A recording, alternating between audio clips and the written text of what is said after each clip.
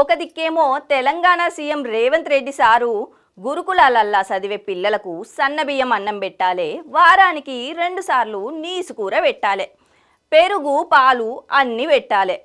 నా ఇంట్లో పిల్లలు ఏం తింటారో రెసిడెన్షియల్ స్కూళ్ళల్లో పెరిగే పిల్లలు కూడా గవ్వే తినాలని హుకుం జారీ చేసిన మీటింగులను మనందరం చూసినాం కదా. కానీ కొన్ని తాట్ల చక్కగా ఉడకని అన్నం, నీళ్ళ చారు, రాళ్ల పప్పు 10 మంది తినే పెరుగుతోటి 40 మందికి సల్ల చేసి పోస్తున్నారట. ఇది సాక్షాత్ కాంగ్రెస్ ఎమ్మెల్సీ జీవన్ రెడ్డి సారు చెప్తున్న ముచ్చట.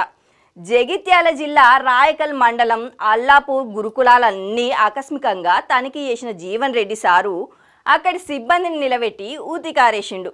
సర్కారు అన్నీ బరాబర్ పంపుతుంటది కదనయ్యా, ఇచ్చింది వండి పెట్టేటందుకు ఎందుకు మీరు ఆగమైతున్నారని అరుచుకున్నాడు. గవర్నమెంట్ నుంచి గట్టిగానే బిల్లులు వసూలు చేసుకుంటారు, పైన పటారం లోన లోటారం అన్నట్టే నడుస్తున్నది కదా అని రెడ్డి సాబ్ ఈ స్కూల్ అంతా కలదిరుగుతా మంచి షెడ్డ ఏందనేది తెలుసుకున్నాడు.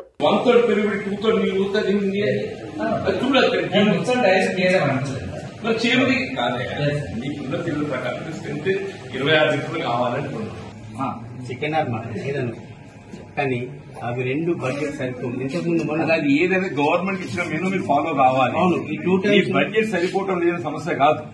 You are not following it. Weekly twice నాన్ you have to give, not just once. చదువు మంచిగుందని చెప్పాను, తిండి కూడా మాత్రం ఏదో పిల్లల్ని ఇబ్బంది పెడుతుందని చెప్పాను. రాగిన వంట చూస్తే మొత్తం 4 పడ్డది.